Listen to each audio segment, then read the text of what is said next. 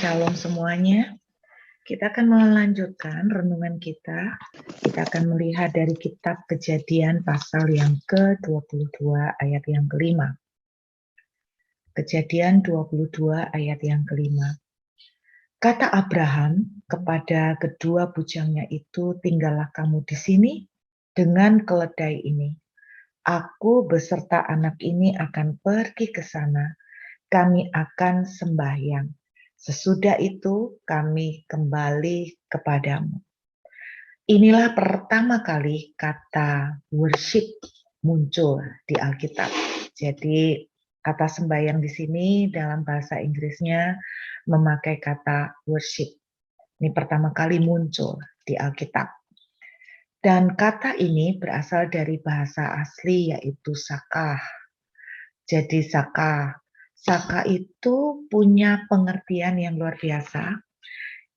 Salah satu pengertian pertama dari sakah adalah to bow down atau menunduk. Menunduk memberikan penghormatan.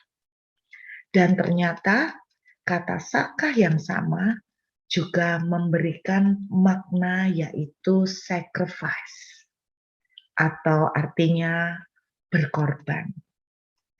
Berarti saudara, ketika seseorang itu membawa sacrifice kepada Tuhan, itu adalah worship.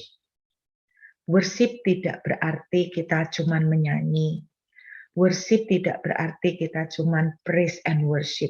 Ya, bukan berarti kita itu menyanyi-nyanyi lagu itu worship. Karena pemahaman kita, ayo kita worship, kita langsung masuk pujian penyembahan seperti itu. Enggak.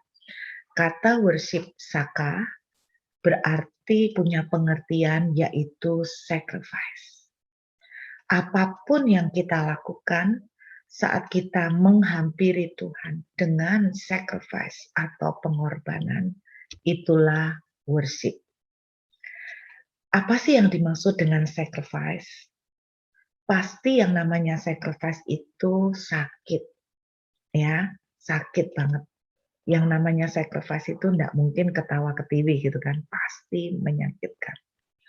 Ketika kita datang menghampiri Tuhan dengan membawa sesuatu yang sangat menyakitkan, atau sacrifice, itulah kita sedang melakukan worship, kita sedang melakukan sakah, kita sedang melakukan menghormati Tuhan. Yang saya maksud menyakitkan, itu bukan berarti kita datang kepada Tuhan dengan masalah kita yang menyakitkan. Salah satu contoh menyakitkan adalah sama seperti yang dilakukan Abraham. Ketika dia melakukan worship atau sakah atau sacrifice, apa yang dia sedang kerjakan? Dia sedang naik ke gunung untuk taat dengan Tuhan. Saudara, seringkali yang namanya taat itu tidak gampang. Dan ketika tidak gampang, daging kita itu sakit. Dan ketika daging kita sakit, tetapi kita mau tetap taat dengan Tuhan, itulah worship. Saat saudara disakiti orang, tapi kemudian saudara mengalah, saudara memberkati, saudara malah mendoakan orang yang menjengkelkan. Daging saudara sakit, perasaan saudara terluka, bahkan pikiran saudara teringat terus apa yang dilakukan oleh orang itu. Tetapi saudara mau memberikan pipi yang satu ketika pipi yang lain itu ditampar. Itulah yang namanya ketaatan. Karena kita tuh mau nurut sama firman Tuhan. Itulah yang namanya worship. Kenapa? Karena kita sacrifice. Contoh yang lain. Ketika pagi ini mungkin saudara sedang suntuk. Saudara sedang sumpek. Saudara sedang tidak in the mood untuk berdoa. Saudara tidak in the mood untuk menyanyi pujian penyembahan. Tetapi saudara tetap mengangkat tangan, walaupun dengan air mata. Dan saudara tetap berusaha untuk bersyukur, walaupun mulut ini rasanya kepengen mengeluh. Itu semua berlawanan dengan kita punya daging. Saat kita bisa belajar bersyukur, di saat keadaan sedang tidak baik, itulah worship. Saat kita sedang berbicara, Tuhan terima kasih, padahal keadaan kita sedang tidak enak, itulah worship. saat kita sedang mengampuni, pada saat kita sedang disakiti. Itulah worship. Semua yang lahir dari karena kita tuh taat dengan Tuhan, karena kita melakukannya untuk Tuhan, walaupun itu sangat tidak enak buat daging kita. Itulah worship. Jadi kata sakah atau worship punya pengertian sacrifice. Dan yang luar biasa lagi, satu kebenaran lagi ya. Kita lihat ayat yang dari Kejadian pasal yang ke-22, ayat yang ke-13 dan ayat yang ke-14. Lalu Abraham menoleh dan melihat seekor domba jantan di belakangnya yang tanduknya tersangkut dalam belukar. Abraham mengambil domba itu lalu mengorbankannya sebagai korban bakaran pengganti anaknya. Dan Abraham menamai tempat itu Tuhan menyediakan. Sebab itu sampai sekarang dikatakan orang di atas gunung Tuhan akan disediakan. Tempat di mana Abraham hendak mengorbankan Ishak itu namanya Gunung Moria. Gunung Moria punya pengertian Tuhan menyediakan. Alkitab menuliskan begini, di tempat Abraham hendak mempersembahkan anaknya, disitulah Tuhan menyediakan. Tahukah saudara apa yang saya tangkap dalam konteks ini?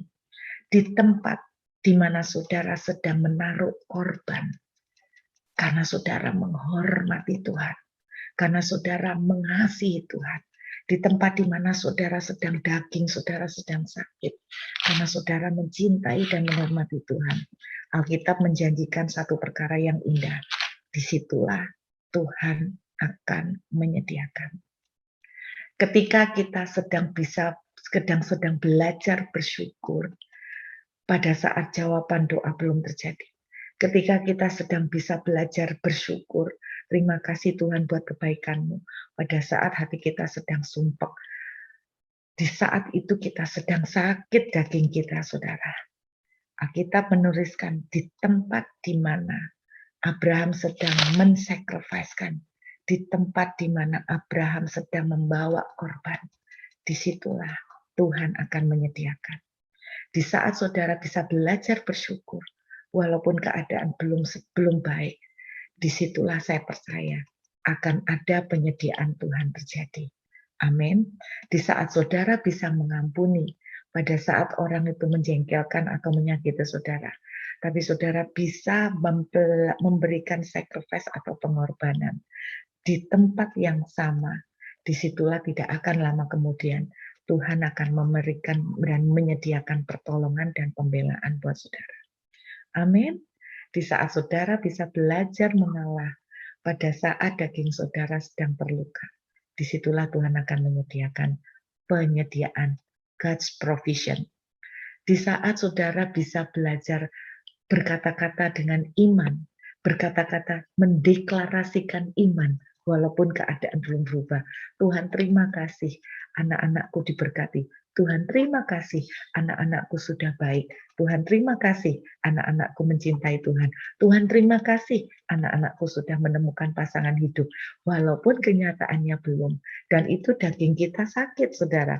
Di saat kita bisa berkata, aku sehat, aku sembuh. Padahal daging kita sedang sakitnya kita tahan. Di saat itu, terima dengan iman percaya. Di tempat di mana Abraham hendak mempersembahkan korban, Tuhan menyediakan domba untuk pengganti korban bakarannya. Saya ingat Bapak Ibu ketika beberapa tahun yang lalu saya sering mengquote ayat ini. Saya sering mengquote ayat yang ke-13. Saudara, ketika saya menerima sebuah janji Tuhan, kemudian di dalam perjalanan saya itu melihat kok terbalik sama sekali dari apa yang Tuhan janjikan. Saya sering mengquote atau mendeklarasikan seperti ini. Tuhan itu akan menyediakan korban bakarannya sendiri. Saya sering ngomong seperti itu. Tuhan itu akan menyediakan korban bakaran sendiri. Saya pernah ngalamin satu titik, pernah enggak Bapak Ibu ngalamin di mana Tuhan itu memberikan janji kayak ke Abraham memberikan anak. Terus kemudian Abraham itu sudah dikasih Ishak. Terus kayaknya tiba-tiba kok diminta balik. Saya nggak tahu Bapak Ibu pernah nggak ngalamin seperti ini. Tuhan itu udah kasih Ishak, kok sekarang kayak diminta balik gitu loh ya. Kok kayak dalam tanda kutip itu Tuhan pelin-pelan. Kok kayak dalam tanda kutip itu, mohon maaf bahasa saya itu gini, kok sepertinya Tuhan itu kok kayak meminta, apa ya, kok minta dibalikin, minta korban balik, minta tumbal balik gitu loh. Bedanya dengan iblis, saudara, perhatikan, iblis itu kalau ngasih berkat, bisa enggak iblis ngasih berkat? Bisa. Iblis tuh kalau ngasih ngasih keuangan misalnya apa, dia pasti minta tumbal. Tapi kalau Tuhan itu ngasih kita berkat, Tuhan tuh enggak pernah minta tumbal. Tuhan itu enggak pernah minta balik. Tuhan itu enggak pernah minta, ya gue wis ngasih lu bayaran lagi gitu kan. Tuhan tuh enggak pernah, itu yang saya percaya. Ketika Tuhan memberikan kepada Abraham janji untuk memberi anak, lalu anak itu diberikan. Kemudian seakan-akan kok Tuhan itu nyuruh Abraham itu balik nol lagi untuk mengorbankan. Saudara, saya pernah ngalamin ketika Tuhan sudah memberikan janji, kemudian sudah dikasih, kok rasanya diminta balik. Wah, di saat itu saya deklarasikan begini, Tuhan, Engkau menyediakan korban bakaranmu sendiri. Tuhan itu bisa menyediakan dombanya sendiri. Tuhan itu tidak butuh untuk Ishak itu untuk jadi domba bakaran. Tuhan itu tidak butuh Ishak itu untuk menjadi korban bakaran. Saya berkata begini, Tuhan, Engkau menyediakan domba bakaranmu sendiri. Engkau menyediakan domba bakaranmu sendiri. Bukankah itu yang Abraham katakan ketika dia mau mengorbankan Ishak? Yuk kita lihat ya, sebentar ya. Kita lihat ini. Ayat yang ke-7, perhatikan. Lalu berkatalah Ishak kepada Abraham ayahnya, Bapak, saud Abraham, ya anakku, bertanyalah dia, di sini sudah ada api dan kayu, tetapi di mana anak domba untuk korban bakaran itu? Perhatikan kata-kata iman Abraham. Saud Abraham, Allah yang akan menyediakan anak domba untuk korban bakaran baginya. Saudara, kalau Tuhan sudah berjanji, dan hari ini saudara melihat keadaan sedang berlawanan, bisakah kita dan belajar semua seperti Abraham? Walaupun daging kita seperti sakit, kita belajar berkata, Tuhan akan menyediakan korban bakarannya. Tuhan tidak akan pelin-pelan dengan apa yang Dia janjikan. Tuhan tidak akan lalai menggenapi apa yang Dia janjikan. Tuhan sendiri yang akan menyediakan korban bakarannya sendiri. Amin, saudara. Kalau hari ini saudara sedang menerima janji Tuhan, kemudian saudara melihat jalan terbuka sedikit, kemudian sepertinya kok nutup lagi, saudara belajarlah berkata, Tuhan sendiri yang akan menyediakan korban bakarannya. Amin. Tuhan, apa yang sudah Dia janjikan, ya dan amin. Setiap kali kita datang dengan sacrifice, itulah worship. Ketika kita melihat janji Tuhan belum terjadi, tetapi kita deklarasi, Tuhan terima kasih, anak-anakku sudah dapat jodoh yang luar biasa.